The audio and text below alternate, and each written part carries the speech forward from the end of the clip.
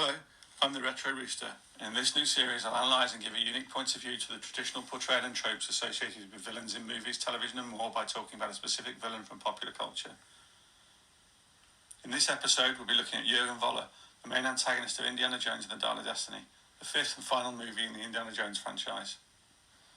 During World War II in 1944, Voller is introduced as a Nazi scientist who was sent to inspect the Lance of Longinus, only to discover half of the Antikythera instead, a dial made by Archimedes himself.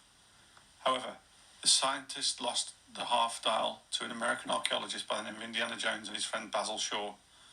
25 years later, in 1969, Voller, now under the alias of Schmidt, becomes an astrophysicist under the employ of NASA as part of Operation Paperclip, helping them in their endeavour of the moon landing.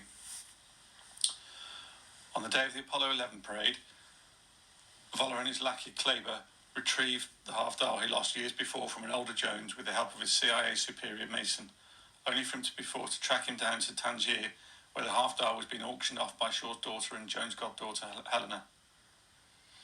Eventually, Voller and his team follow Jones and Helena to Archimedes' grave, where they find the other half of the dial and thus recompleting the Antikythera.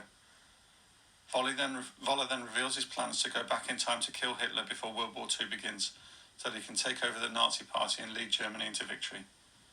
However, due to the fact that Archimedes didn't know about the continental drift, they all end up in 212 BC during the siege of Syracuse, causing the plane Voller and his lackeys were on to crash, where his corpse was found by Archimedes himself, thus becoming quite literally history.